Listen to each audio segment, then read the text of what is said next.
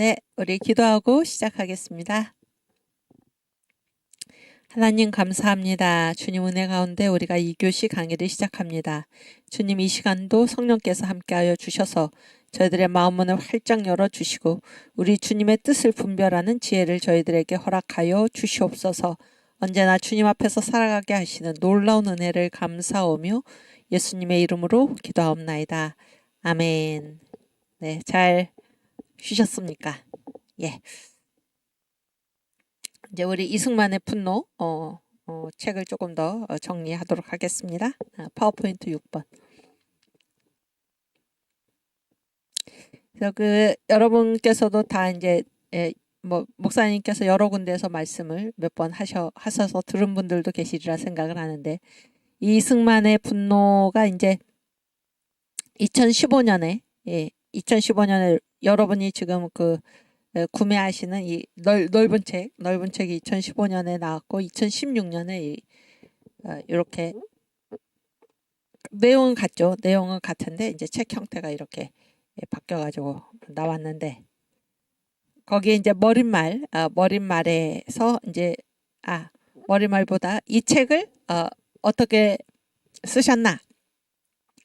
그때까지 이제 나와 있는 이승만에 관한 책, 이승만이 뭐 직접 쓰거나 하여튼 이승만에 관한 책 48권을 다 보시고 그거를 정리해서 요약해서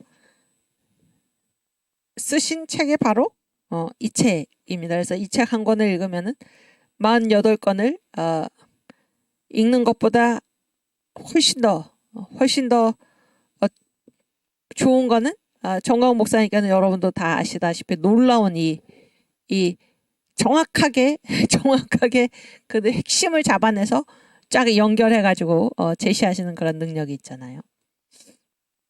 근데 이제 이 책의 저자 서문에 이런 말씀을 하셨어요. 그러니까 이승만 대통령께서 하신 일을 뭐라고 말씀을 하셨나? 4가지입니다. 독립, 건국, 호국, 부국. 그래서 독립은 뭘까요? 아까 이제 이 5대 분노잖아요. 5대 분노에서 왕정과 일본에 해당하는 거죠. 그래서 왕정은 우리나라가 그때 형식상으로는 독립국이었으나 우리한테 과연 독립의 힘이 있었나 그런 문제를 이제 제기를 하는 거잖아요. 왕정에 대한 분노가 바로 그런 것이죠. 그리고 일본의 식민지가 됐을 때 이 독립이 우리의 이제 역사적인 과제였죠. 역사적인 과제. 그래서 이승만의 공로를 전체적으로는 애국의 한길 이렇게 말씀을 하시면서 가장 처음이 무엇인가? 독립. 이 나라를 독립국가로 나라의 독립을 되찾았다 이것이고 두 번째는 뭐예요? 건국. 나라를 세운 것이고 이게 건국이라는 걸 알아야 돼요. 건국. 그러니까 대한민국은 그 이전에 있던 다른 나라들과는 전혀 다른 나라입니다. 전혀 다른 나라. 그렇지 않습니까? 그래서 웅지청년 거기 어딘가에 한국 역사 이렇게 정리한 거 있죠. 초창기 가장 첫날 파워포인트 한번 보세요.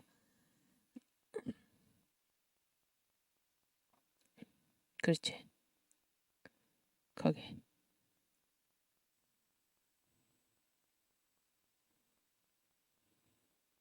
한국의 역사 그렇지.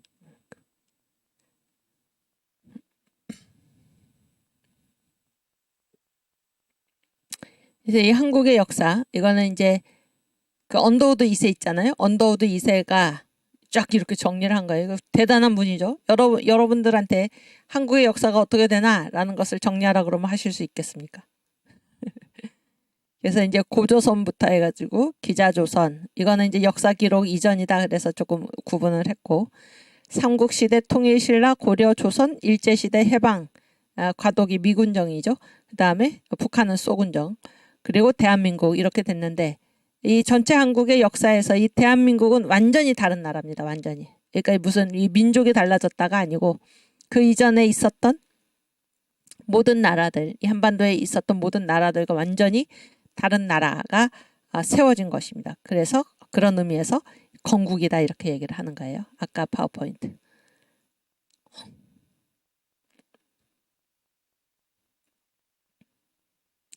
그래서 나라를 세웠고 대한민국 자유인의 국가를 세웠죠. 자유인의 국가를 세웠고 호국이 무슨 말인가요? 호국이 나라를 지켰다 그런 얘기잖아요.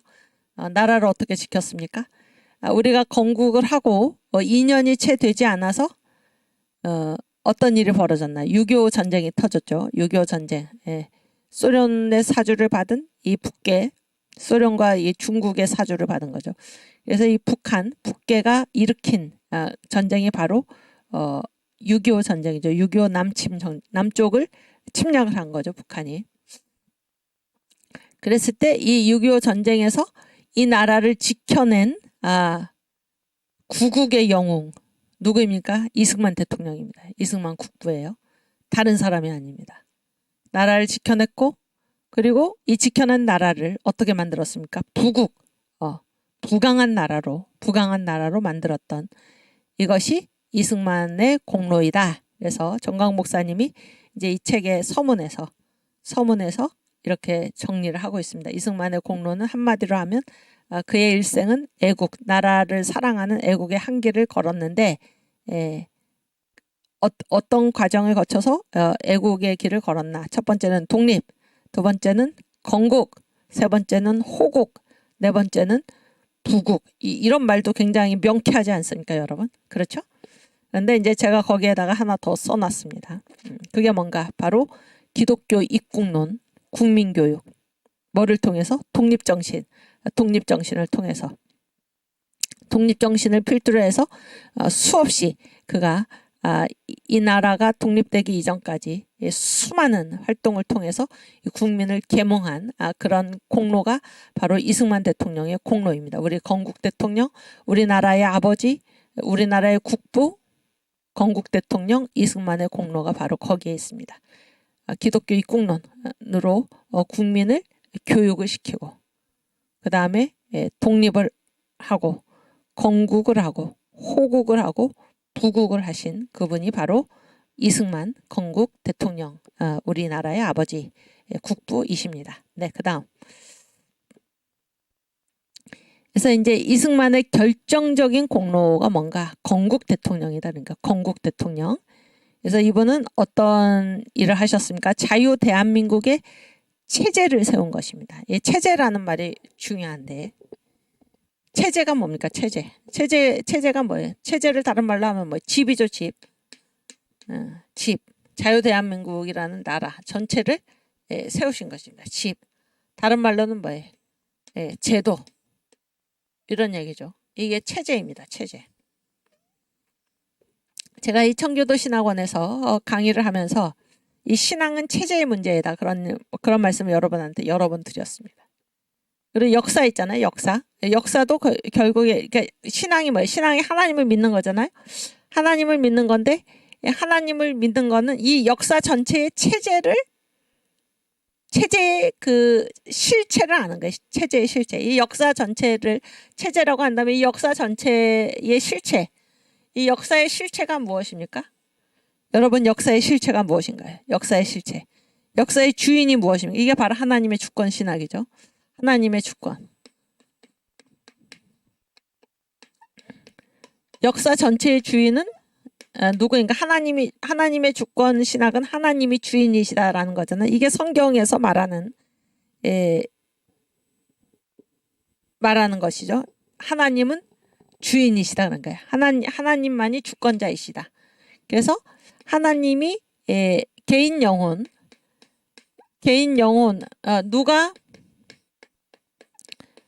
누구를 구원으로 이끌고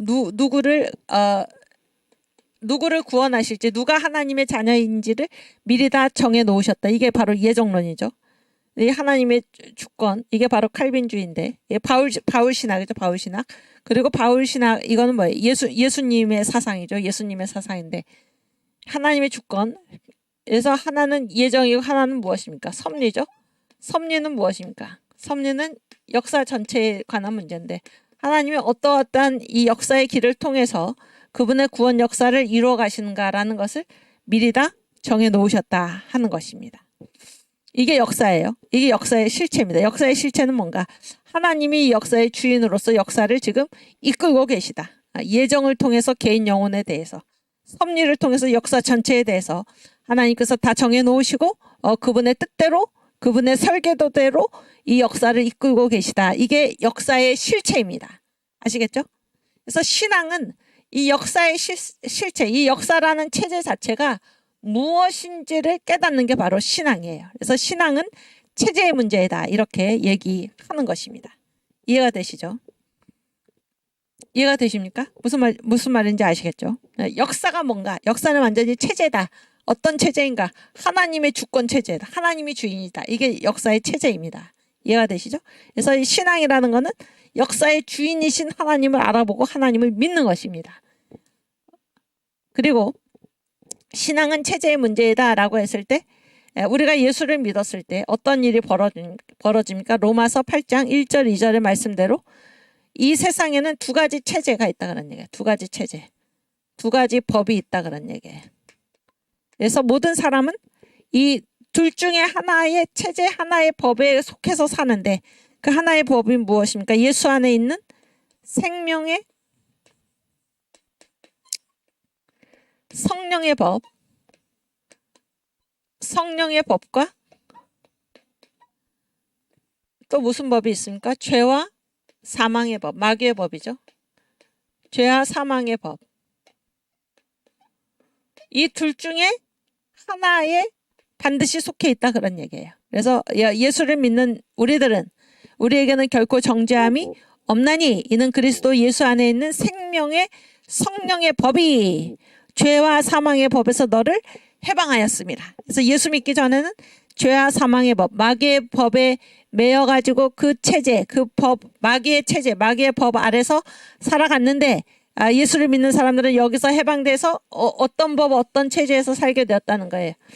예수 안에 있는 생명의 성령의 법 안에서, 생명의 성령의 체제 안에서 살게 되었다 하는 것입니다. 그래서 우리가 이것을 가리켜서 제가 뭐라고 정리를 했냐면 신앙은 체제의 문제이다 그런 얘기예요. 이토록 체제가 중요한 거예요. 체제가 전부예요. 체제가 전부.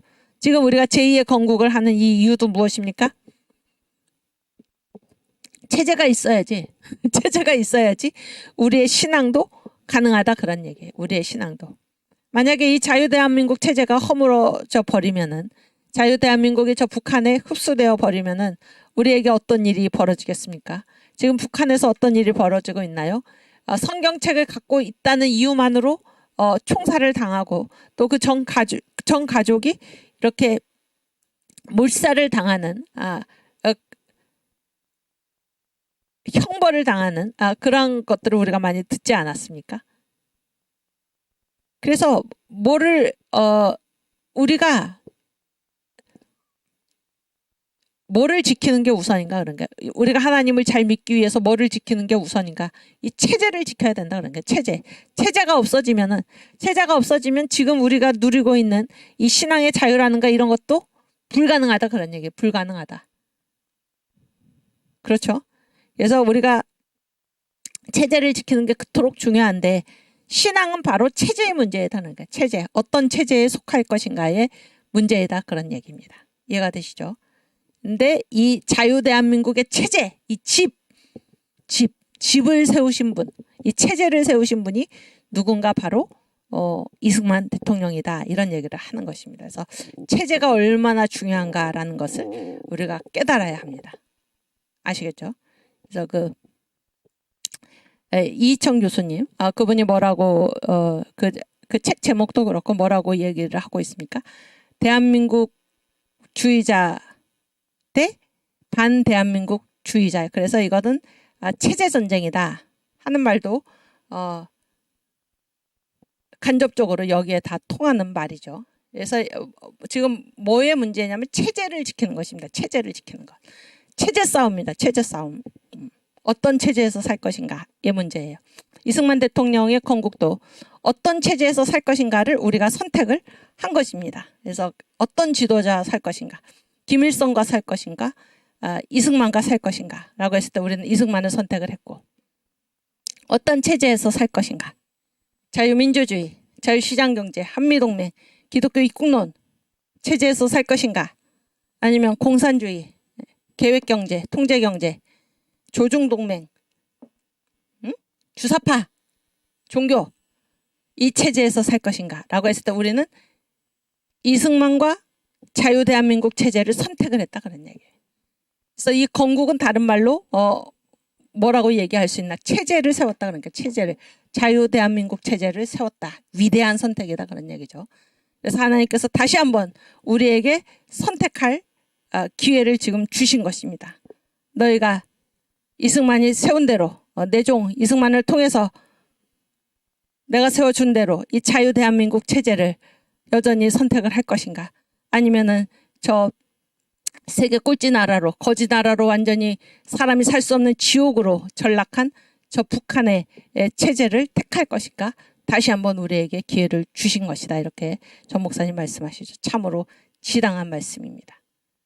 우리가 그 이전에 그때는 이승만이라는 뛰어난 지도자가 우리에게 있어서 우리에게 이 자유대한민국 체제를 우리에게 선물해 줬다면 이제는 온 국민이 다시 한번 이 위대한 선택, 세계의 거지 나라로 지옥으로 판명된 그 결과가 드러난 저 북한을 추종하는 어리석음을 버리고 다시 한번 하나님께서 세워주신 국부 이승만을 통해서 세워주신 이 자유대한민국을 다시 한번 선택을 해서 주님께서 이 나라를 세우셨을 때에 우리에게 맡겨주신 선교한국의 사명을 감당할 수 있기를 자유통일 이루어서 예수한국 복음통일 예수한국 자유통일을 이루어서 선교한국의 사명으로 저 북한에 우리의 잃어버린 실지 영토 우리의 영토를 회복을 해가지고 이 한반도 전체가 하나님께 선택받은 우리 민족이 다 선교한국의 길로 나아갈 수 있도록 우리가 현명한 선택을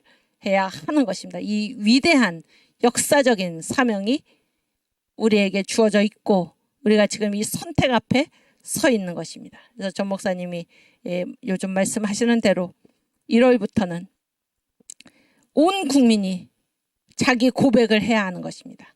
나는 누구인가? 나는 대한민국 주의자인가? 아니면 반대한민국 주의자인가?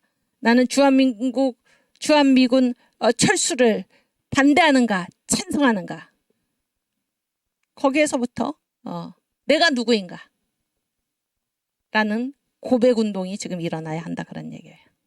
다시 한번 이 나라가 국부 이승만이 세운 위대한 나라. 그때는 전 국민이 다 무지했고 80% 가까이가 공산주의 사회주의를 원한다고 대답했을 정도로 무지했던 이 나라. 그러나 이승만 대통령의 위대한 영도로 인해서 자유대한민국이 그때 세워졌고 지금까지 우리가 이 자유대한민국 체제 안에서 살도록 그런 그 기틀을 마련을 해주셨는데 이제 우리에게 제2의 선택이 주어졌을 때 우리는 다시 한번 이 나라를 제2의 건국으로 이끌어내는 그리고 이승만 대통령께서 이루시지 못한 마지막 하나 북진통일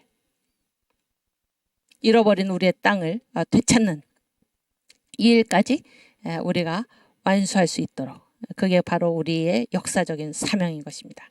그래서 선교한국의 길로 나아갈 수 있도록 하시는 그렇게 나아가는 여러분과 제가 되기를 주님의 이름으로 축원합니다. 네, 다음 파워포인트.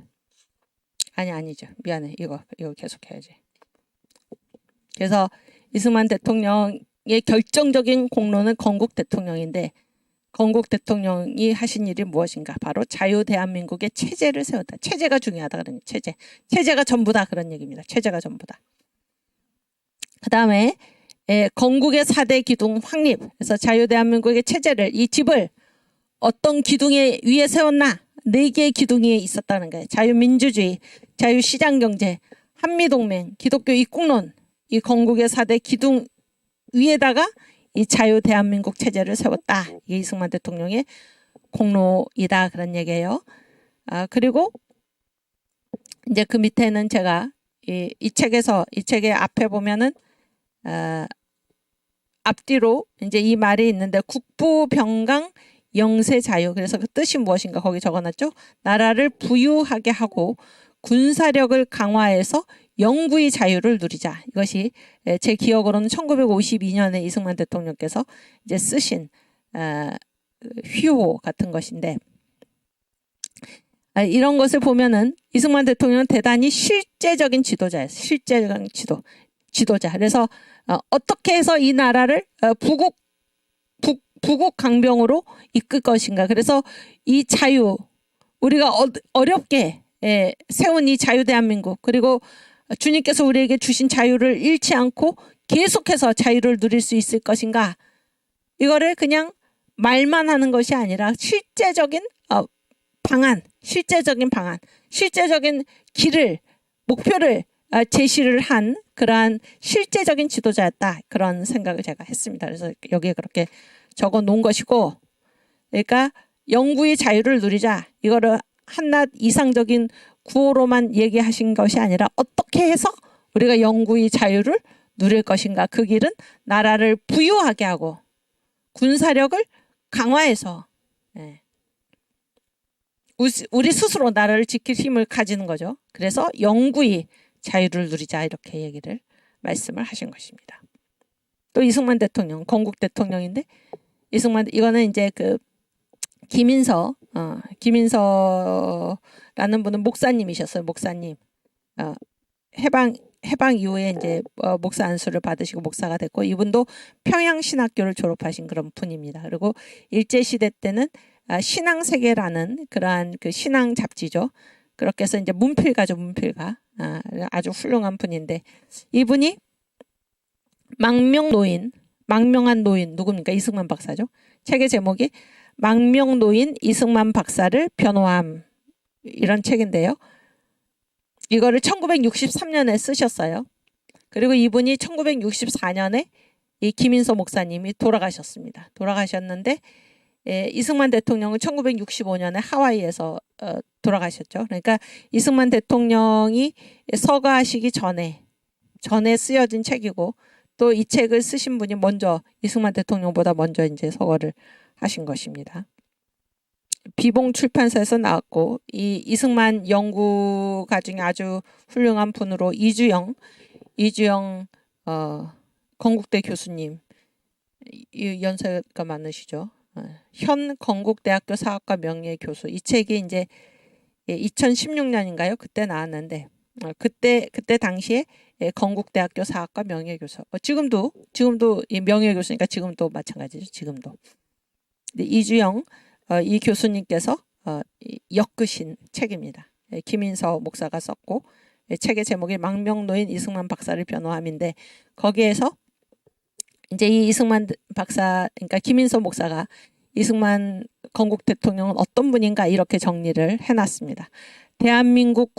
대한민국의 첫 국회의장, 그 다음에 4000년 이래 첫 대통령, 그 다음에 최초의 헌법 공포자, 그 다음에 세계 만방의 독립을 선포하신 분, 이렇게 정리를 해놨는데 아주 정리를 잘 해놓으셨죠. 그래서 제가 이제 여기에 이렇게 써놨습니다. 그래서 우리 이승만 대통령의 결정적인 공로는 건국 대통령이다.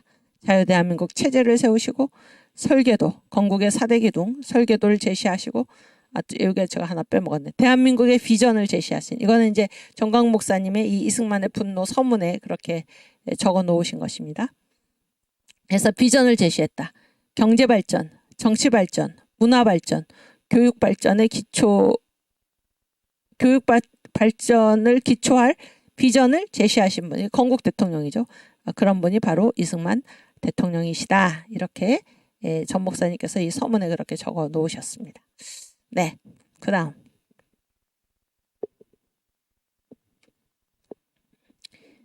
그래서 한국의 아사셀 이승만 대통령, 아주 가슴을 치는, 가슴을 울리는 그러한 그 글입니다. 그래서 아까 말씀드린 대로 이 김인서 목사님이 쓰신 망명노인 이승만 박사를 변호함, 1963년에 쓰신 책인데, 이거를 이제 그 이주영 교수님, 건국대 사학과 명예교수 이승만 연구가 대표적인 학자인데, 이분이 이 비봉 출판사에서 2016년에 이제 엮으셔서 거기서 비봉 출판사에서 이게 출판이 됐는데요. 거기에 315쪽에서 18쪽까지 이제 한국의 아사셀이란 이런 제목으로 이 글이 적혀 있습니다. 그래서 거기서 제가 일부를 이제 발췌를 해가지고 여기 적어놨는데 한국의 아사셀이라는 그런 챕터로 되어 있습니다. 그래서 이 글을 같이 읽겠습니다. 한국의 아사셀. 이스라엘 사람은 죄에 대한 느낌이 예민하여 그 종교 의식 중에는 속죄제가 중심 예식으로 되어 있다. 예, 속죄제가 뭐예요? 죄를 속하는 죄를 속하는 죄값을 치르는 거죠. 쉽게 말해서 죄를 속하는 그런 제사잖아요. 속죄 의식 중에는 그래서 어떻게 죄를 속하는가? 그 의식 중에는 양 2마리를 택해서 2마리 양이 있는데 하나는 이제 하나님께 제물로 드리고 다른 1마리 양은 이 양한테 이제 그 이스라엘 민족 전체 민족의 모든 갖가지의 많은 죄악을 다 이 양에게 이제 전가를 시킵니다. 이 양한테 다 씌워가지고 얘는 죽이지 않고 산채로 광야로 쫓아보내는데 이 양을 아사셀이라 이른다. 아사셀 양입니다. 이 양이 속죄양이죠. 속죄양 희생양입니다. 그렇죠? 그랬을 때 아사셀 양은 지향 없이 양이 어딜 정해놓고 가는 게 아니잖아요. 지향 없이 가다가 아무 데서나 죽어버린다. 광야를 헤매다가 이제 아무 데서나 죽는 것입니다. 그래서 이 양은 뭐랑 똑같나? 옛날 조선에서 정초에 연을 만들어 띄우다가 정월 15일에 거기에 이제 이 연에다가 모든 죄악을 다 붙여서 마치 이제 이 아사셀 양한테 그 민족의 모든 죄악을 모든 죄를 다 지어가지고 양을 산채로 광야로 쫓아버리듯이 이 연에다가 모든 죄악을 다 붙여가지고 높이 올렸다가 줄을 끊어서 멀리 보내는 액막이 영과 같다. 우리 조선에도 그런 의식이 있었다는 거예요. 마치 아사셀 양과 같이. 이해가 되시죠? 여기까지. 그 다음.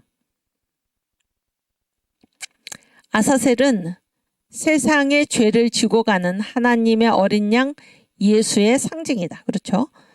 또는 한 민족의 수고를 걸머진 모세도 상징할 수 있으니 이승만도 민족의 죄악을 걸머지고 가는 한국의 아사셀 또는 액막이라 할 수 있다. 그래서 이승만 대통령께서 이 한국의 모든 죄를 한국 민족의 모든 죄를 걸머지고 지금 하와이로 쫓겨갔다 그런 얘기입니다. 그 다음. 그래서 이승만 대통령은 한국의 액막이다. 이 박사는 국민의 죄악을 걸머지고 갔다.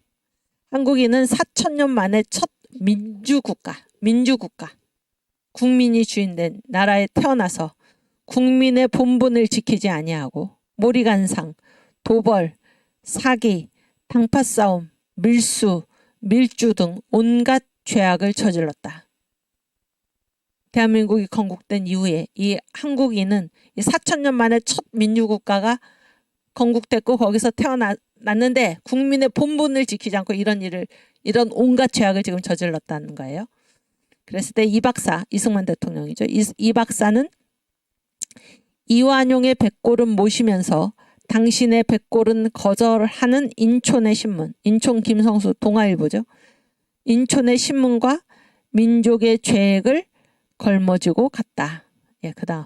예, 동아일보에서 이제 이승만 대통령께 아주 모진, 이 더러운 명패를 붙인 것입니다. 그때. 3. 하와이에서 가시관 벚꽃 천국에 이 사람을 보라.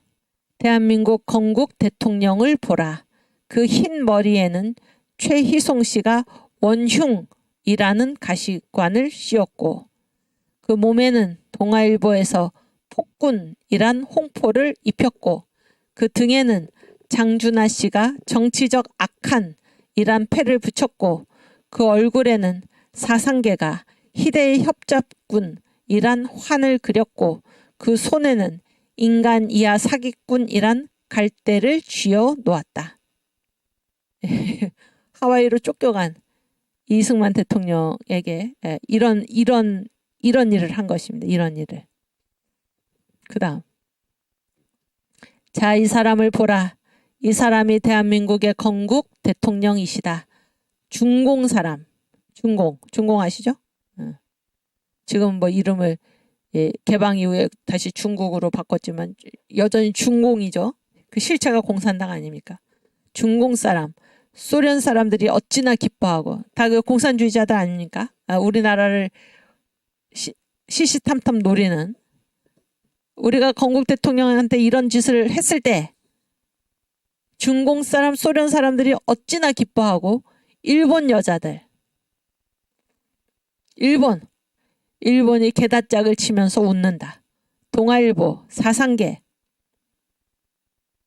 XXXX 양계, 여기에 XX라고 이제 써놨는데 그 앞에 본문을 보면은 인촌, 동아일보죠, 동아일보.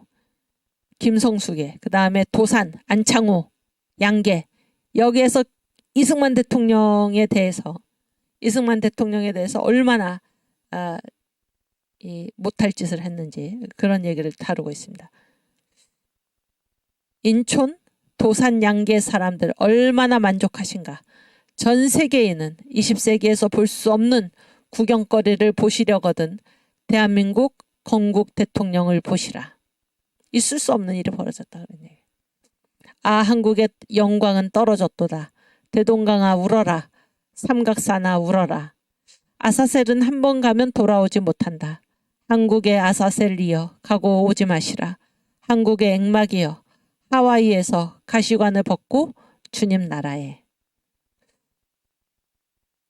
그래서 이 책을 이 김인서 목사님께서 쓰신 때가 이승만 대통령이 이제 이 한국에 돌아오고 싶어 하셨잖아요. 돌아오고 싶어 하셨는데 그 청을 거절을 한 것입니다. 거절을 하고 그 무렵에 지금 이 책을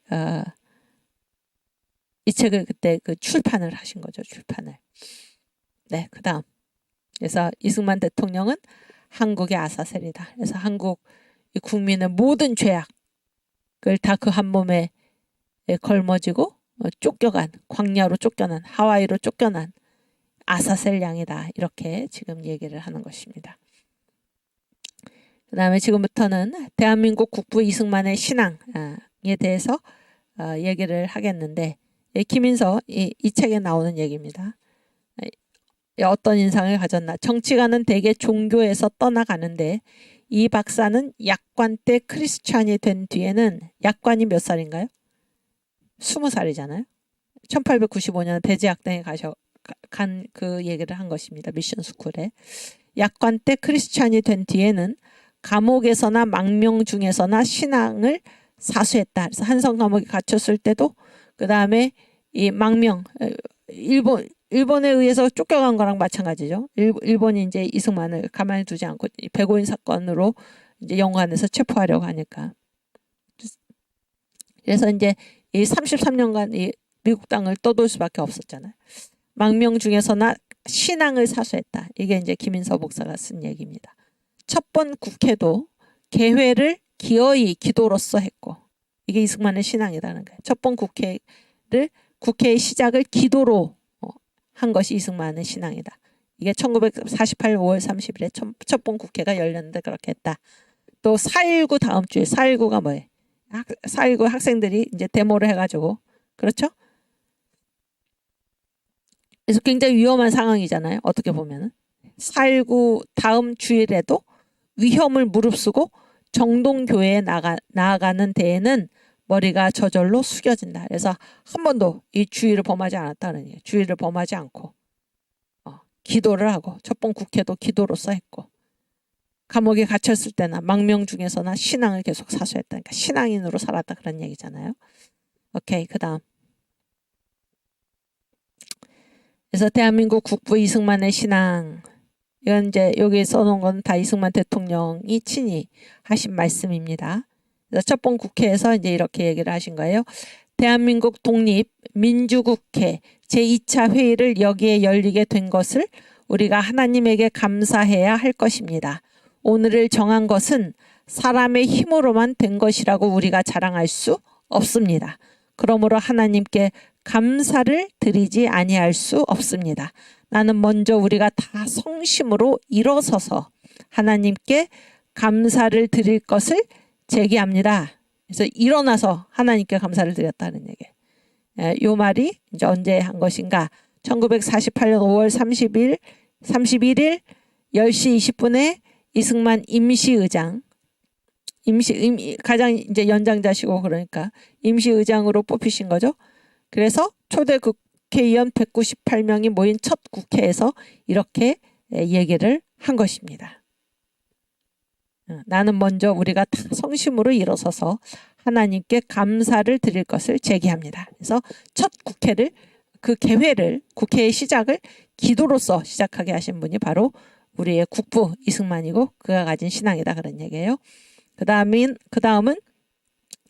이제 초대 대통령 취임사죠. 대통령 취임사에서 이제 하신 말씀인데, 나 이승만은, 잘 보세요. 나 이승만은 헌법을 준수하여 국민의 복리를 증진하며 국가를 보위하며 대통령의 직무를 충실히 이행할 것을 국민 앞에가 아니에요. 국민과 하나님 앞에 엄숙히 선서한다.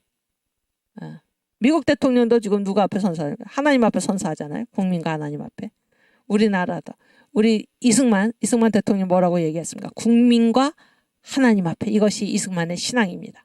국민과 하나님 앞에. 이 초대 대통령 선서가 지금 이렇게 되어 있습니다. 대한민국 30년 7월 24일 대한민국 초대 대통령 이승만. 네. 놀라운 얘기죠. 이게 우리나라를 세우신 우리나라의 아버지 이승만 대통령의 신앙입니다. 그다음 또 이제 지금부터는 여기 망명노인 이승만 박사를 변호함 여기에 나온 글들입니다. 이승만의 신앙을 볼 수 있는 글들이에요. 당시의 미국 조약, 그러니까 이제 이 6.25가 끝나고 이제 6.25가 끝나고 또 6.25가 끝나고가 아니지. 그 건국이 되고 나서 이제 우리가 얼마 전에 이승만 대통령의 자유의 연설, 그 대한민국 건국 기념 연설을 다 같이 읽었잖아요. 거기에 이제 원조 얘기를 하죠. 그래서 그 얘기입니다. 당시의 미국 조야는, 미국은 모두 이 박사는 둘도 없는 방공 지도자라고 신용하고 원조를 아끼지 않았다.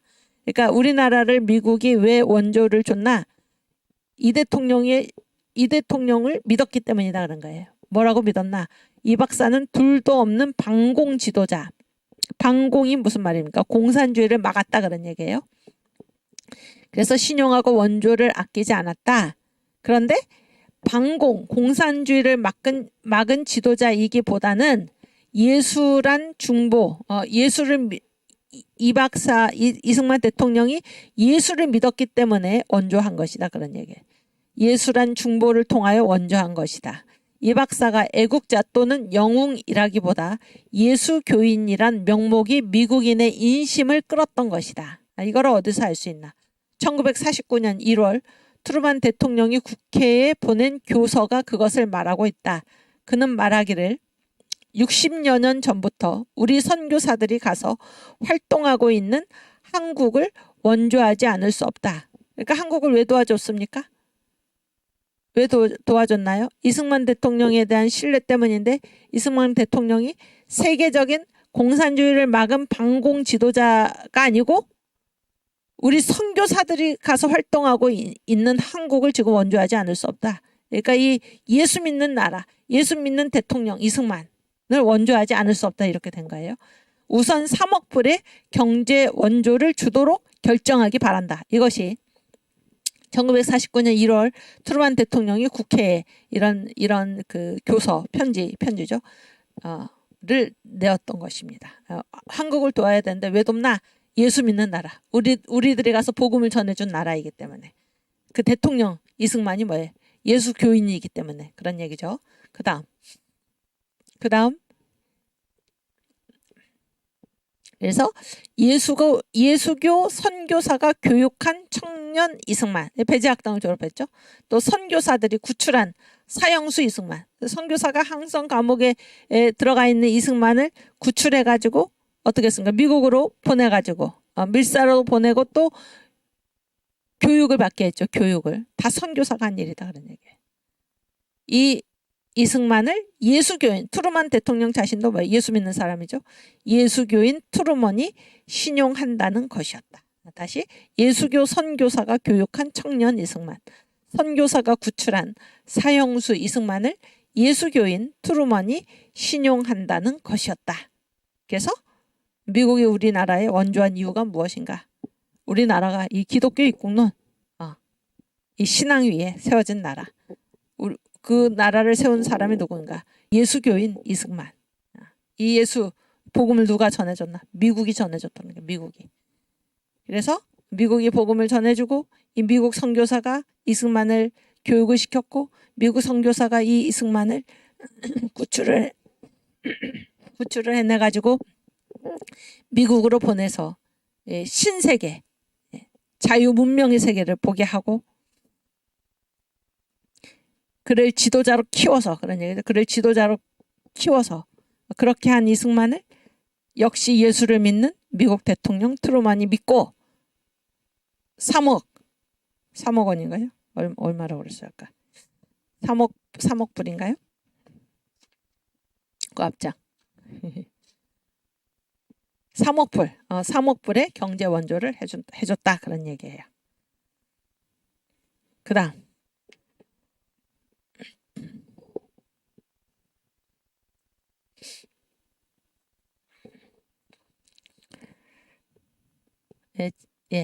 지금까지는 대한민국 국부 이승만의 신앙에 대해서 함께 읽었고요. 지금부터는 이제 이승만과 메가더 알죠? 2차 세계대전의 연합국 전승사령관이잖아요. 이승만과 메가더 이 두 분은 한미 신앙 동맹의 모델이다. 그런 제목을 제가 이제 다룬 것입니다. 지금 정광훈 목사님께서 2주 전에 미국 방문을 통해서 하신 일이 무엇입니까? 이 시대에 이 예수 믿는 나라 미국이 할 일이 무엇인가? 가장 위대한 일이 무엇인가? 바로 한국을 자유통일시키는 것이다. 자유통일. 이것이 한국과 미국이 손잡고 할 일이다. 그래서 미국이 한국을 자유통일을 시켜주면은 한국은 미국을 도와서 어떻게 하겠냐. 저 중공 문제를 해결하겠다. 이것이 뭐 신앙동맹으로 지금 가능하다 그런 얘기죠.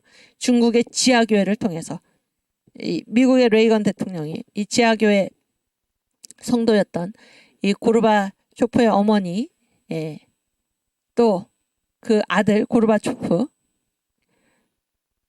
결국 이제 이 기독교 신앙을 가지고 이 소련을 해체시켰던 것처럼 지금 이 기독교 국가 미국이 또 하나 할 일이 있으니 그것이 무엇인가?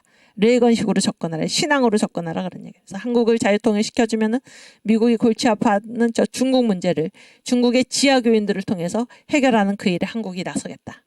이 신앙 동맹으로서 할 수 있는 일 아닙니까? 그런데 이러한 일이 지금 미국과 한국이 전 목사님을 통해서 지금 이렇게 지금 이러한 미국의 어떤 이 제2차 세계대전 이후에 가장 위대한 역사적 사명 그 사명이 지금 이렇게 그 사명감으로 지금 미국이 불타오르고 있는데 그러한 운동이 지금 일어나고 있는데 이게 놀라운 일이죠. 미국도 만약에 이 일을 해낸다면 얼마나 그게 위대한 세계사적인 공헌이고 그것은 미국의 건국 정신에도 합당한 일이 아닐 수가 없는 것입니다. 미국은 완전히 뭐 때문에 세워진 나라입니까? 이 복음 때문에 세워진 나라예요. 복음 때문에. 신앙의 자유 때문에 세워진 나라 아닙니까? 그런데 이러한 한미신앙 동맹의 모델이 어디에 있나? 이승만과 메가더에게 있다라는 거를 그러니까 신앙 때문에 한국과 미국이 하나가 되어서 싸웠던 그런 모델을 보여준 게 바로 이승만과 메가더다. 이런 얘기를 제가 지금 하려는 것입니다. 아시겠죠? 그래서 이제 이거는 이 글은 망명노인 이승만 박사를 변호한 여기에 나온 얘기들입니다. 다. 그래서 이 메가더 장군이 이승만 대통령을 얼마나 도왔나 하는 거예요. 얼마나 도왔나. 그랬을 때 이승만 대통령이 이제 해방이 되고 나서도 한국에 돌아오지를 못했잖아요. 미국의 일부 공산주의자들을 옹호하는 세력의 반대로. 그랬는데 이 이승만 대통령이 한국에 오실 수 있도록 주선을 한 사람이 누군가 바로 메가더다 그런 얘기예요.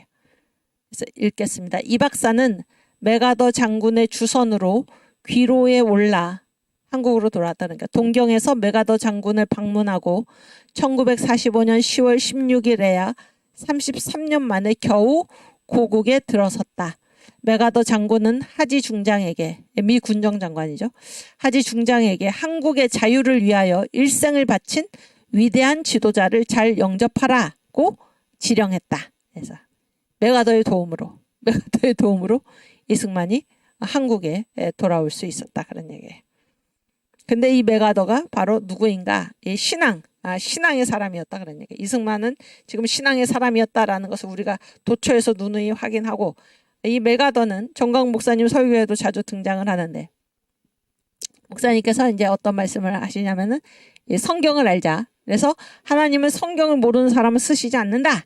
그러면서 이제 성경을 알아서 하나님께 크게 쓰임 받은 정상의 삶을 살아간 그 인물들, 각 분야의 인물들이 다 있는데 군사 분야의 대표적인 인물이 바로 누구인가? 메가더. 이렇게 이제 그 군사 분야의 성경을 알아서 대박난 정상의 삶을 살아간 하나님께 쓰임 받은 위대한 그런 사람으로서 이 메가더 장군을 예시로 드시는데 그 사람이 바로 메가더입니다. 메가더. 신앙의 사람이다 그런 얘기죠. 오케이. 그래서 메가더는 이 전장 아무리 바쁜 그런 그 중에도 하루에 한 장씩 꼭 성경을 읽었다고 그러죠. 입에는 파이프를 물지언정 성경을 꼭 읽었다. 그래서 이제 부관이 물었을 때 이건 우리 아버지 유언이다 그렇게 대답을 했다고 들었습니다. 오케이. 그 다음. 그래서 이승만과 메가더가 보여준 한미 신앙 동맹의 모델을 지금 우리가 보고 있는 거예요. 그래서 이제 이 건국 도상의 최대 난간 이란 부분에서 이런 얘기가 나옵니다. 이제 최대 난관이 무엇인가? 이 미 군정장관 하지가 이 좌우 합작을 통해서 이 정부를 세우려고 했을 때 이승만은 그거는 이제 안 된다라고 반발을 하고 그래서 하지와 부딪히고 그래서 이승만이 이 문제를 이제 미국에 직접 호소해서 해결하기 위해서 먼저 그 임영신 중앙대 설립자죠. 이승만 대통령의 친구잖아요. 임영신을 먼저 미국으로 보냈고 그리고 이 하지 장관이 자기한테 이 여권을 과연 발행을 해줄 것인가. 그랬을 때 여기에 결정적으로 도움을 준 사람이 누군가 바로 메가더다. 그러니 메가더. 그 얘기를 지금 하고 있는 것입니다. 읽겠습니다. 1946년 1월 대한독립촉성국민대회에서 미군정 최고 고문기관, 미군정 이거 고문 자문기관이죠. 한국대표 민주의원을 결성하여 의장의 이 박사, 이승만 대통령이죠. 부의장의 김규식 박사, 총리의 김구씨가 취임했다. 이게 이제 우리나라의 대표자들이잖아요. 사실상. 왜냐하면 미군정 최고 고문기관이니까. 고문기관으로 한국을 대표하는 민주의원을 결성했는데 거기에 의장이 이승만, 부의장이 김규식, 총리가 김구였다. 그런 얘기예요. 근데 여러분도 이 이승만의 분노책을 읽으셨으면 다 아시겠지만 이 세 사람 중에 김규식하고 김구는 다 어떻게 했습니까? 남북 협상파가 됐죠. 남북 협상파. 그러니까 이승만 대통령이 이 건국의 길이 얼마나 외로웠나라는 것을 우리가 여기서도 또 한번 확인할 수가 있는 것입니다. 이 대표자 3명 중에서 2명은 남북 협상파예요. 그래서 북한하고 협상해가지고 건국하겠다 이런 쪽이고 그리고 오직 이승만 대통령만이 이러한 그 무슨 이게 뭐라 그래 신탁 또 좌우 합작 이런 것들을 거부하고 이러한 것들을 거부하고 그래서 이제 유엔에 직접 그 도움을 호소를 한 거죠. 미국을 통해서 유엔에 직접 도움을 호소를 한. 그러니까 얼마나 그 건국의 길이 외로웠나 그런 생각을 우리가 하게 됩니다. 그러나 또 다시 최대의 난간에 봉착했다 하지 중장이 좌우 합작 정부를 세우려는 계책이 있었기 때문이다. 그래서 여기에 지금 누구를 중심으로 이 일을 꾸려나갈 생각이었냐면은 여기 부의장 김규식을 중심으로 이 일을 꾸려나갈 생각이었다 그런 얘기예요. 이 계획은 미 국무성의 대공정책, 미국 국무성이 공산주의를 대하는 정책으로서 중국에서는 마샬안, 한국에서는 하지안으로 나타났다. 그 다음. 네, 그 다음 보여주세요. 이 박사, 이승만 대통령은 이에 반대하여 하지 중장을 향해 당신은 군인이지 정치가는 못된다. 나는 당신의 잘못을 더 변호할 수 없다.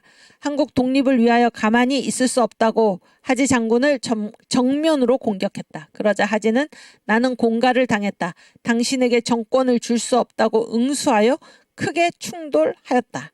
독자 여러분, 이 김인서 목사의 말입니다. 하지 중장의 계획대로 좌우 합작 정권이 수립되었다면 이 나라는 어찌 되었겠는가?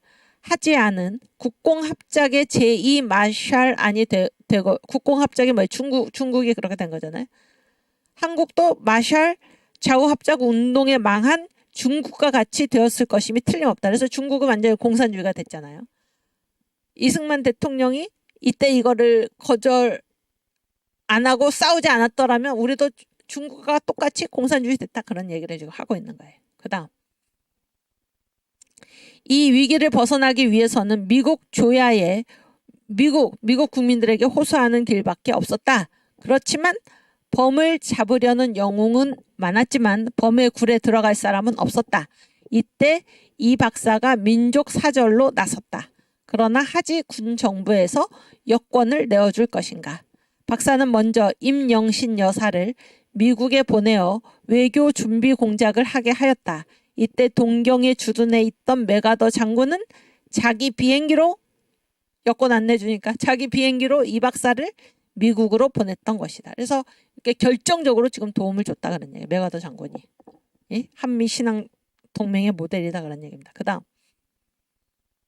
그리고 이제 그 6.25 전쟁 과정 뭐 다른 얘기도 많은데 제가 다 쓰지는 못했고 9.28 서울 수복대 얘기입니다.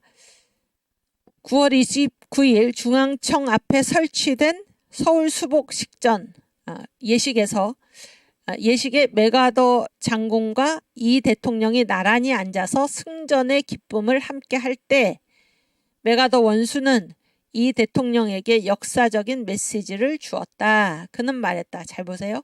우리는 하나님의 은혜로 싸웠습니다. 이게 메가더의 말입니다. 우리는 하나님의 도우심으로 이겼습니다. 하늘에 계신 우리 아버지의 뜻이 하늘에서 이룬 것 같이 땅에서도 이루어지이다. 승전 장군의 메시지라면 무슨 무기, 무슨 작전으로 용감하게 싸웠다고 할 것이지 하나님을 부르고 있으니 이 무슨 목사의 설교인가. 우리나라의 학자들과 정치가들은 그 뜻을 모른다. 그러나 이 문자야말로 미군의 전쟁 이념이요. 우리 역사의 그 다음 대서특기할 글이다.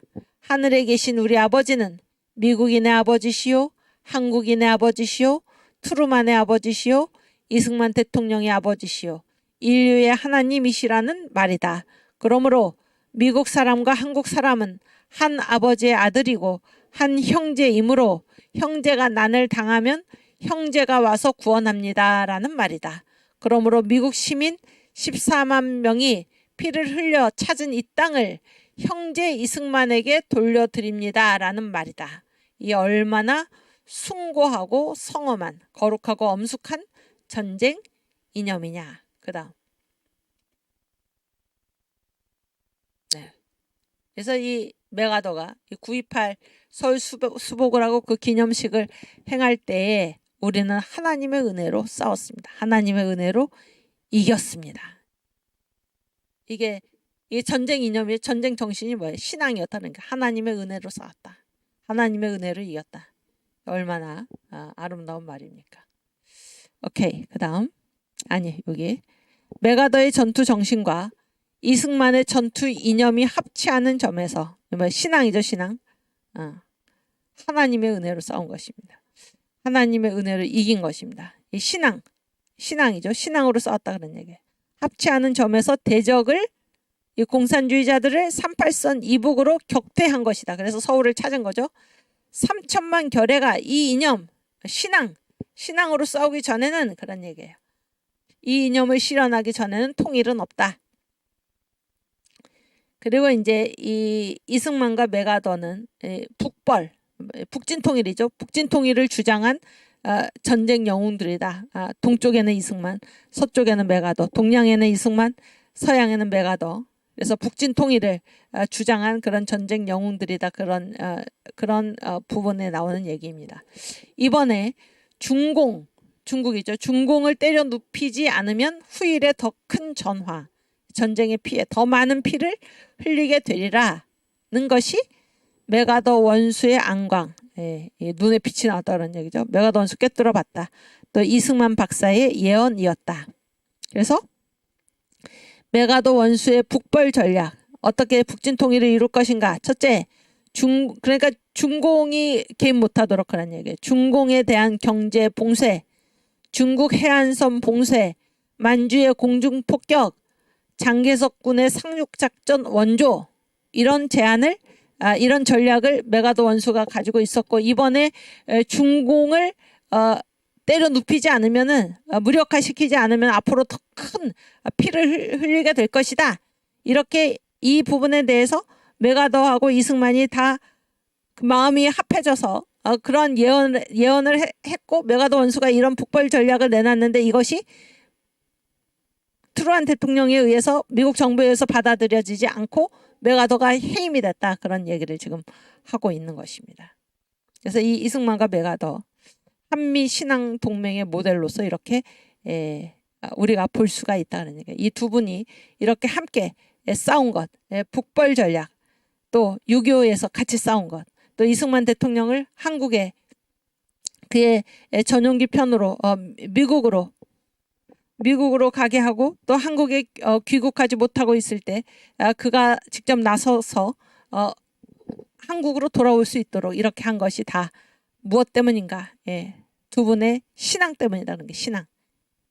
한 신앙, 하나님 아버지의 형제 자매, 이런 신앙이 이들에게 있었다라는 그러한 얘기입니다. 오케이.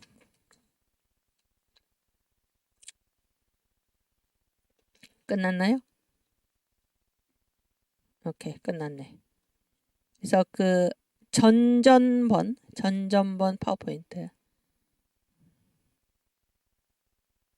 그 연희 춘추에 나오는 무슨, 아니 이거 말고 날짜, 전전중갈 거기에 우리는 뭐 주검으로서 뭐 나라를 지키자 그런 거 있잖아요.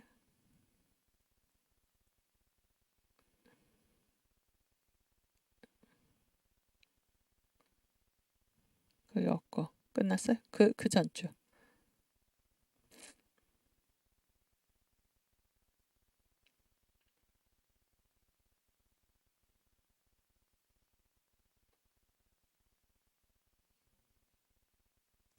또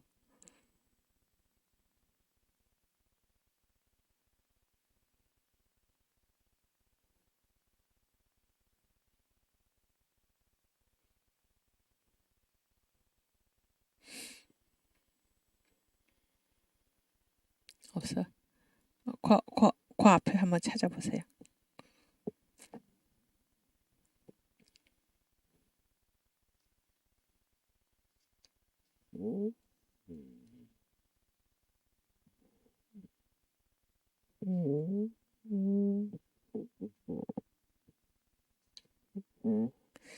오케이.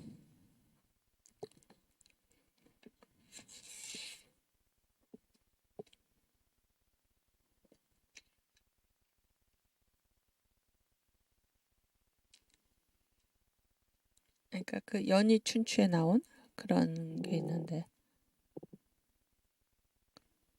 여기 있다. 예. 아까 그 메가더 원수 그 북벌 전략 있죠. 이승만 똑같았다 그런 얘기. 똑같았고, 그때 당시에 연세대학교죠. 지금의 연세대학교. 그 대학신문 창간호가 그때 1953년 6월에 아직 휴전 협정을 맺기 전입니다. 물론 이승만 대통령 거기 사인도 하지 않으셨지만은 그때 우리나라의 이승만 대통령의 그 염원이 여기 다 담겨져 있죠. 그때 대학생들이 어떤 구호를 그 대학 신문에 창간호에 어떤 구호를 실었나. 1. 우리는 대한민국의 아들, 딸. 주검으로서 나라를 지키자. 뭐 여기 휴전 그런 거 없습니다. 2. 우리는 강철같이 단결하여 공산 침략자를 쳐부수자. 3. 우리는 백두산 영봉에 태극기 날리고 남북 통일을 완수하자. 이것이 이승만 대통령의 입장이었습니다. 북진 통일.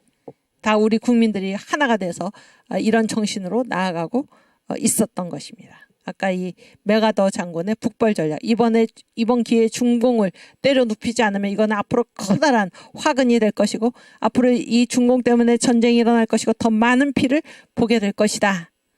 이 동서의 두 영웅이 이러한 그 북벌 전략, 북진 통일 이러한 것을 가지고 있었는데 이것을 그때 당시에 미국이 트루만 대통령이 또 그때 당시에 전쟁을 빨리 끝내고자 했던 또 이 대공 유화책 공산주의에 대해서 태도가 뜨뜻미지근했던 그런 자들이 이것을 거절을 하고 오히려 메가더 원수를 해임을 시켰다 그런 얘기예요.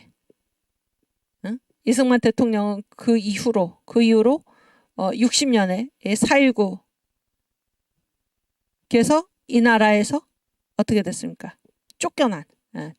다시는 돌아오지 못하게 한. 요양차 떠났는데 다시 나라에 돌아오지 못하게 한 이런 일들을 이제 겪으셨던 것입니다. 오케이.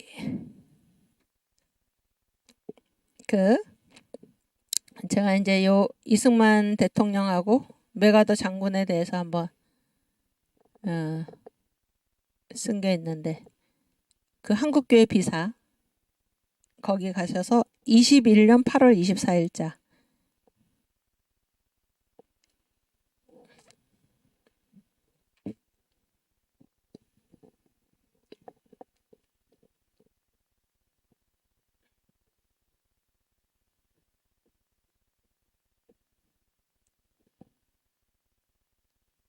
아니 그게 아니고 그 한국교회 비사 그 장로신문 있잖아요.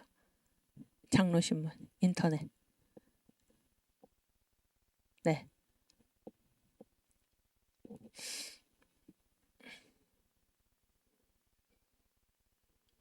이 우리 한국의 아사셀 이승만 대통령 생각을 하면서 우리 당신의 그 섬김인가요? 섬김이 천국에서의 같이 빛나리. 21년 8월 24일자.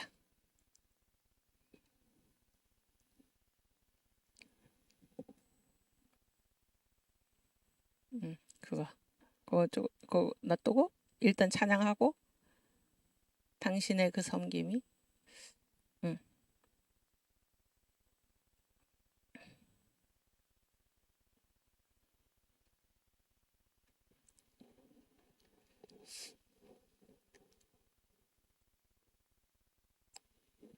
그래서 여러분들이 예전에 여기 실시간 채팅에 어떤 분이 천국에 가서 이승만 대통령을 꼭 만나 뵙고 싶다 그랬는데 저도 그렇습니다. 우리 찬양 같이 부르겠습니다. 당신의 그 섬김이 천국에서 해같이 빛나리. 당신의 그 겸손이 천국에서 해같이 빛나리. 당신의 그 믿음이 천국에서 해같이 빛나리. 아멘. 당신의 그 충성이 천국에서 해같이 빛나리. 주님이 기억하시면 족하리. 예수님 사랑으로 가득한 모습 천사도 흠모하는 아름다운 그 모습 천국에서 해같이 빛나리. 당신의 그 순종이 천국에서 해같이 빛나리. 당신의 그 사랑이 천국에서 해같이 빛나리. 아멘. 당신의 그 찬송이 천국에서 해같이 빛나리. 당신의 그 헌신이 천국에서 해같이 빛나리. 주님이 기억하시면 된 거야. 사람은 몰라줘도 나는 괜찮아. 천사도 흠모하는 아름다운 그 모습 천국에서 해같이 빛나리. 아멘. 목사님 그 애국이 천국에서 해같이 빛나리. 목사님 그 아픔이 천국에서 해같이 빛나리. 목사님 그 열정이 천국에서 해같이 빛나리. 목사님 그 눈물이 천국에서 해같이 빛나리. 주님이 기억하시면 족하리. 천국의 소망으로 가득 찬 모습 천사도 흠모하는 아름다운 그 모습 천국에서 해같이 빛나리. 3절 다시. 성도님 그 애국이 천국에서 해같이 빛나리. 아멘. 성도님 그 아픔이 천국에서 해같이 빛나리. 아멘. 성도님 그 열정이 천국에서 해같이 빛나리. 성도님 그 눈물이 천국에서 해같이 빛나리. 주님이 기억하시면 족하리. 천국의 소망으로 가득 찬 모습 천사도 흠모하는 아름다운 그 모습 천국에서 해같이 빛나리. 아멘. 주님 감사합니다.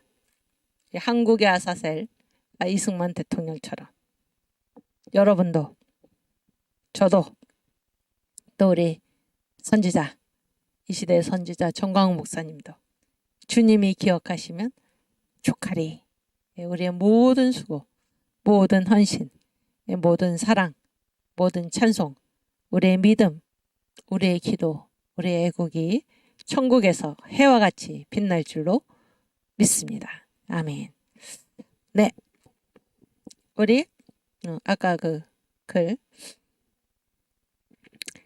38선의 지정학 네 번째 제가 이제 2021년에 1년 8월 24일에 쓴 글인데요. 같이 읽겠습니다. 북한 공산군의 남침으로 무색해진 38선. 네, 이승만 건국 대통령의 영부인 프란체스카 여사는 다음에 보여주세요. 아니 그 밑에 내려주세요. 프란체스카의 난중일기를 남겼다. 난중일기 누가 쓴 책인가요? 난중일기. 이순신 장군. 근데 이제 제목이 프란체스카의 난중일기, 6.25 전쟁 중에 일기죠. 이 책의 다른 제목은 6.25와 이승만이다. 국방부 군사편찬연구소 책임연구원 남정옥 박사는 이 책의 서문에서 이 책은 이승만 대통령의 6.25 비방록으로 대통령의 경무대 일지이자 전시 통치 사료의 성격을 지니고 있다고 평가했다. 또한 남 박사는 이승만 대통령의 전쟁 목표와 북진 통일 의지를 따로 설명하면서 이를 다음과 같이 4가지로 정리했다. 북한의 전면 기습 남침에 의해 불가피하게 6.25 전쟁을 맞게 된 이승만 대통령은 평정심을 잃지 않고 국가 지도자로서 취해야 될 조치를 취하며 태연하게 행동했다. 그가 전쟁 초기 위급한 상황에서 대통령으로서 국가 수호를 위해 판단하고 내린 조치는 크게 4가지다. 첫째는 한국에서 일어난 전쟁이 세계대전의 빌미를 제공하는 장이 되어서는 안 되겠다는 것이다. 둘째는 모든 한국인이 참여하는 총력전을 펼치겠다는 것이다. 셋째는 북한의 불법 남침을 남북 통일의 절호의 기회로 삼아야겠다는 것이다. 따라서 일본군 무장해제를 위해 미소에 의해 인위적으로 만들어진 38선을 북한이 침범했기 때문에 이제 필요 없다는 것이다. 넷째는 북진 통일 달성을 위해 미국과 유엔의 지원을 얻어야겠다는 것이다. 이게 우리 국부 이승만 대통령께서 이 6.25 북괴의 남침이 있었을 때 이 결정한 것입니다. 놀랍지 않습니까? 대통령이 이래야 되죠. 지도자가. 이승만 인위적 38선이 무너졌음을 고지하고 북진 통일을 역설하다. 1949년 6월 30일 6.25 남침 1년 전 미군은 50명 정도의 군사고문단을 남긴 채 한반도 남쪽에서 완전히 철수했다. 그런데 이 미군을 결국 김일성이 6.25 남침으로 신생 대한민국을 침략함으로써 불러들인 것이다.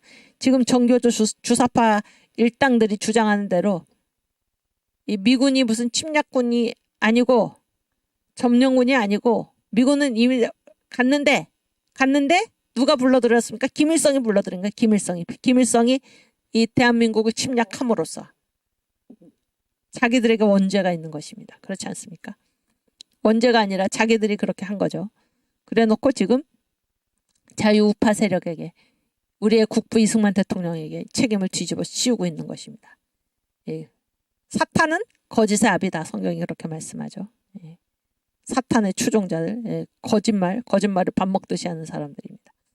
이승만 대통령의 긴박한 대미 외교의 결과 미국과 유엔의 참전이 진행되자 이승만은 38선 문제에 대해 이렇게 설명했다. 다음은 6.25와 이승만 1950년 9월 23일자의 기록이다. 그때 난중일기죠. 즉 9.28 서울 수복을 앞둔 대통령과 중앙청 출입 기자단과 사변 이후 6.25 전쟁이 일어난 이후에 처음 가진 회견에서였다. 사상적 대립은 있을지 모르나 우리는 처음부터 38선을 허용하지 않았다. 이 문제를 여태껏 참아온 것은 국제적 관계였는데 이번에 공산군이 이 선을 넘어 불법 남침한 것이니 자연히 없어졌다. 그것은 소련이 북한 괴뢰군을 남침시켜 대한민국을 공산화시키려 했으나 유엔 민주 진영이 우방을 살리기 위하여 일어남으로써 국제전쟁이 되었다. 그러므로 이번 전쟁은 한국 전쟁이 아니고 국제전쟁이다. 그로부터 4일 뒤 서울 수복 하루 전 일자의 기록은 이러하다. 그러니까 서울 수복이 9월 28일이니까 9월 27일자죠. 대통령은 누구에게나 38선은 이미 없어진 지 오래며 우리나라 국경은 압록강과 두만강이라는 것을 늘 강조해 왔다. 워커 장군은 어제 우리 국군을 찬양하는 성명을 발표했다. 그렇지만 정일권 장군에게 38선은 연합국의 결정에 의한 명령이 있을 때까지는 단 한 발짝도 넘어서는 안 된다고 강조했었다. 그러나 대통령이 이미 정 장군에게 한국군의 북진 명령을 내린 후였다. 38선은 인위적인 것이요 한반도 전체가 원래 하나님으로부터 부여받은 우리나라 땅임을 국부 이승만은 분명히 한 것이다. 그래서 이 이승만의 북진 통일 이승만의 북진통일이 됐습니다. 이승만 대통령께서 단 하나 이루지 못한 이 북진통일, 한반도 전체를 자유통일하는 것, 우리의 잃어버린 영토를 회복하는 것, 이것이 정광훈 목사님을 중심으로 일어난 우리들에게 맡겨주신, 하나님께서 우리에게 맡겨주신 사명임을 우리가 명심하고 3년 내에 반드시 자유통일을 이루어서 우리가 선교한국의 길로 나아가야 할 것입니다. 아멘. 네, 우리 아까 부른 선교한국 찬양 부르고 제가 기도하고 그 다음에 주기도문 하고 마치겠습니다. 찬양 부르기 전에 한 학기 동안 수고하신 여러분들, 한 학기가 맞죠? 감사를 드리고 우리 비가 오나 눈이 오나 이 자리를 지켜준 우리 웅지 청년에게도 감사를 드리고 또 수고하신 모든 청교도 신학원의 교수님들 감사한 마음이고, 또 이 강의에 오셔서 열심히 들어주신 우리 신학원 모든 수강하는 여러분들에게 감사를 드립니다. 우리 주님께서 기뻐하시는 일에 시대적인 일꾼으로, 십자가 군병들로 세워지는 그런 복이 임하기를, 그런 여러분과 제가 되기를 바라고, 이 자유통일의 맨 앞장서서 이 영적 전투의 맨 앞장서서 싸우는, 주님의 군병으로서 싸우는 여러분과 제가 되기를 주님의 이름으로 축원합니다. 우리 선교한국 찬양 부르고 제가 기도하고 주기도문으로 마치겠습니다. 영원한 주님의 십자가 사랑 우릴 재촉하시네. 복음 들고 예루살렘 향해 일어나 너 거침없이 나아가라. 아멘. 모진 고난 핍박이 와도 우리 믿음 더욱 견고해 선포하리. 하나님 나라 주님의 교회 승리하리라. 주님의 명령 따라 한국교회 일어나리라. 죽음 앞에서라도 돌아서지 않으리. 부흥의 불길 따라 선교한국 일어나리라. 우리 주님 다시 오실 때까지. 아멘. 기도하겠습니다. 할렐루야. 사랑의 주 하나님, 우리 아버지 감사합니다. 주님께서 이 할 많은 시대에, 이 할 많은 대한민국에 저희들을 불러주시고 이 땅에서 태어나게 하시고 주님의 자녀로 부르시고 성령을 부어주시며 아버지의 일을 감당할 수 있도록 놀라운 은혜를 허락하여 주신 것을 감사합니다. 더욱이 제2의 건국을 이루는 이 막중한 시점에 정광훈 목사님을 만나게 하시고 함께 예수한국 자유통일, 복음통일을 위하여 헌신할 수 있도록 귀한 기회를 허락하신 우리 주님의 은혜를 찬양합니다. 주님께서 말씀하셨듯이 우리가 무엇을 하든지, 먹고 마시든지 무엇을 하든지 주님 나라의 영광을 위해서 일하고 싸우는 저희가 될 수 있도록 주께서 인도하여 주시옵소서. 세상 사람들은 알아주지 않을지라도 비판과 비난과 물지각으로 우리를 대할지라도 우리를 먼저 깨우쳐 주신 주님께 항상 감사를 드리며 기쁨으로 이 십자가의 길을 걸어갈 수 있도록 주여 저희를 붙들어 주시옵소서. 성령 충만하게 하여 주시고 성령 세례를 부어 주시사 무슨 일을 하든지 성령의 나타남으로 하여 100% 성공하는 귀한 사역들이 되도록 주께서 역사하여 주시옵소서. 우리의 지도자 주님께서 세우신 이 시대의 선지자 정광 목사님을 주님께서 늘 붙들어 주시고 놀라운 지혜를 허락하여 주시옵시며 강건하게 하시고 조금 더 피곤함이 없게 하여 주시고 목사님을 음해하는 모든 악한 세력들의 혀가 굳어지게 하여 주시고 그들의 팔이 떨어지게 하여 주시고 다시는 부끄러워서 얼굴도 들지 못하도록 주님께서 역사하여 주시옵소서. 주여 이 자유대한민국을 뒤덮고 있는 혼미한 영을 거두어 주시고 영의 비늘이 다 벗겨져서 주님께서 하시는 일을 바라보게 하여 주시고 주님께서 이 자유대한민국에 맡겨주신 예수한국 복음통일의 사명을 완수하여 선교한국의 길로 달려나가는 우리 모든 한국 국민들이 될 수 있도록 대한민국 국민들이 될 수 있도록 주여 역사하여 주시옵소서. 이 땅을 밝힌 이 복음의 횃불을 들고 우리가 북한의 저 2,500만 동포들을 복음으로 구원해내고 중국 동북 삼성의 악한 짐승들을 무너뜨리며 중공의 모든 악한 짐승들 또 인도 이슬람권의 모든 악한 짐승들 세상 정부를 무너뜨리고 예루살렘까지 진군하여 우리 주님 오실 길을 예비하는 성교한국의 사명을 감당하게 하시고 그 영적 최전선에 설 수 있는 청교도 신학원의 모든 학생들 모든 동역자들이 되도록 주께서 인도하여 주시옵소서.